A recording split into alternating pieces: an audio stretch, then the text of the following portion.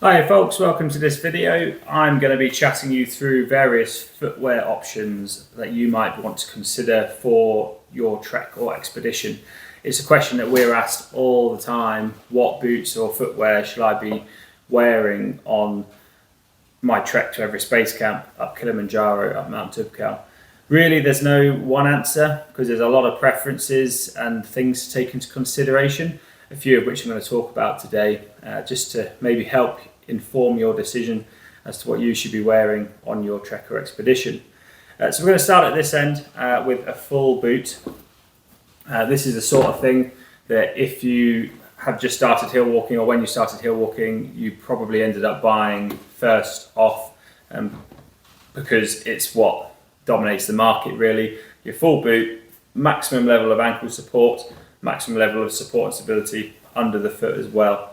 This particular boot is like a B1 rated kind of winter boot, so it is a bit bigger and chunkier than maybe most standard boots, but just for an example, that's your full boot. A full boot's really useful if you are in those opening stages of your kind of hill walking or trekking career, as it were, because it provides you with that maximum level of support for your ankle, for your foot. They will tend to be kind of the heavier option out of these options that we're going to talk about, but modern technologies tend to mean that they're not too bad these days really. If you're doing an expedition where you're having to load carry, which is fairly uncommon really if you're doing stuff like Everest Base Camp or Kilimanjaro, because of the use of mules, donkeys, porters, yaks, that sort of thing. A boot with ankle support is really good because it gives you that extra stability around your ankle when you're carrying an extra load. Again, if you're doing quite a long expedition where you're going to experience fatigue, having a boot with ankle support to give you that support is really a really good idea.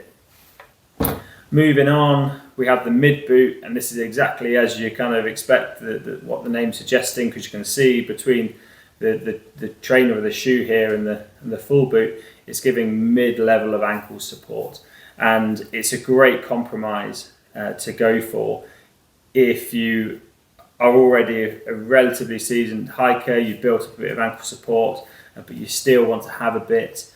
If maybe you're going on a trek or expedition with a bit of ruggedness to it, such as boulder fields, that sort of thing, and you're thinking you may end up rolling your ankle, there's potential to roll your ankle, having something with a bit of ankle support is really handy. Mid boots are generally really quite light, but they still offer you a good level of stability right through the foot as well, and underfoot. And then going on to your approach shoe, and I've also got a trainer here just for comparison, because this is actually quite a popular option for people as well, and I myself have trekked in a similar kind of trail shoe in the past. But we've got a bit of differences between these two things. So as you'll see, a trainer, I mean, it's pretty light, it's quite flexible, not a whole lot of support going on in there, but they do tend to feel like slippers, particularly if you're used to wearing them for your running or walking or hiking in the UK, or wherever. I particularly quite like using these when I'm out hiking in the UK, because I just like being light and nimble on my feet, and they're particularly kind of packable as well, much like these. If I'm having to change footwear on an expedition where maybe I have to go into a bigger boot later on, wearing something like this so it goes into my bag nice and easily and doesn't really weigh much is a good option. And then we've got the walking shoe or approach shoe. It's basically a chunkier trainer. You'll tend to find there's much more support through the foot, so that leads to less foot fatigue. But as you'll see, there's no ankle support on these options.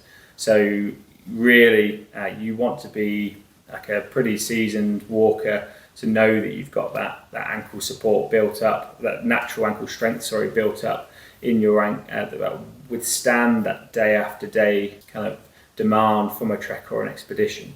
If you're load carrying, you probably wouldn't go for an option like this, because again, it's not giving you any support through the ankle. I really like trekking in an approach shoe, but that's my personal preference. But that's also because I'm lucky enough to hike all the time. If I'm going somewhere a little bit more rugged, I will step up to a mid boot for sure. All these sort of options, they do tend to come in a waterproof or non-waterproof option. If you're buying a full boot in the UK, it's harder to get a non-waterproof option simply because the market's driven by the climate. But certainly with these down here, you can get waterproof, non-waterproof. That might come down to kind of where you're trekking, how wet are you expecting it to be, how hot is it, because if you take a waterproof membrane out of a shoe, it naturally becomes cooler. And also if there's no membrane in the shoe, if you do get the footwear wet on the inside, they do dry quicker if they don't have a Gore-Tex lining. But of course you can fix all that by having a pair of waterproof socks, much like these EDZ ones. It's quite a good thing to have in your expedition kit bag. So if you wake up, you've gone for the non-waterproof option, you wake up and it's raining, and you can kind of turn your shoes waterproof essentially by wearing a waterproof sock on the inside. At least then that'll keep your feet nice and dry and stop them from going soft and potentially blistering and stuff. So that's a really good option. Now these shoes here, they are suitable for any of the treks and expeditions that we tend to run. So your summer Mount Toubkal, you're getting to the snow line on the winter Mount Toubkal, Everest Base Camp, Kilimanjaro, you'd be good for any of these. Mira Peak, kind of trekking into Kare where you'd then swap to your bigger boots, all great options. So really it does come down to you in terms of your personal preference, your current level of walking fitness and strength, and then also kind of what the actual expedition or subsequent expeditions will demand, because obviously if you're going to go out and buy something that's going to last, you might have a few trips to make a consideration, to add into the consideration. Next up we have something a little bit more specialist, which you might consider if you're going to a higher altitude or into the snow line on one of our expeditions. So starting at this end, this would be something you might consider if you're doing Mount Toubkal in winter. You can get away with a full winter boot on Mount Toubkal in winter. So obviously a full winter boot will be much warmer than a standard summer boot, and it will take a cramp on. But something like this, based on the way it's made, this is good to about 5,000 meters. So it is a much warmer boot compared to like a full winter boot that you'd buy to wear in that Scottish winter, for example. Of course, that's quite niche and specialist. So if you're just doing that trip, it might be quite a spend. But if you're looking at doing more 4,000 to 5,000 meter peaks, then that's a really cool option to potentially go for. Going up into these next two, we've got what called double boots, and you'll see this word thrown around if you're looking at trekking peaks, stuff like Lobuche East Island Peak or a Mira Peak expedition. And double boot is exactly what it says on the tin. It's a double boot. You've got a boot on the inside and then a boot on the outside, and again the construction of the boot essentially makes it much warmer.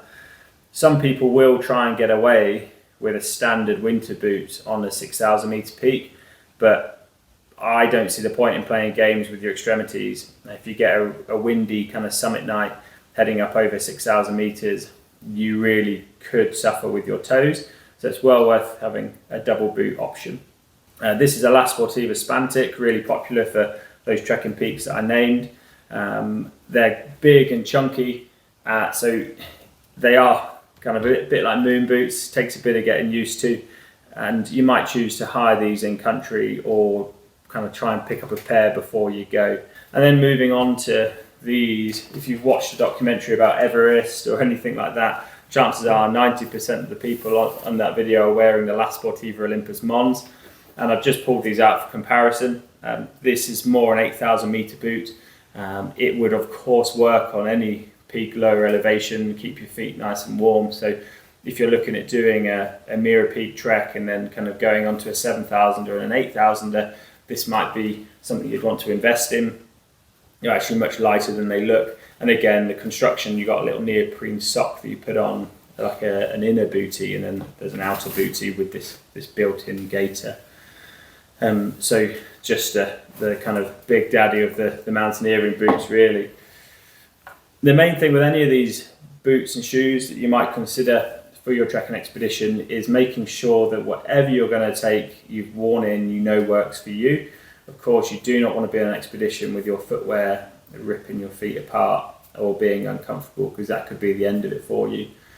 The other thing as well is if you're taking along footwear that you've had for a while, just making sure it is going to last the duration of the trip. We've had it before where people's footwear has just fallen apart on them, and quite often when footwear breaks, it does it quite kind of dramatically, and the sole will just completely peel off, and that could be the end of your trip as well, depending on where you are. So make sure they're broken in, buy them in good time and train in them, or just make sure they are serviceable and they will do the job for you.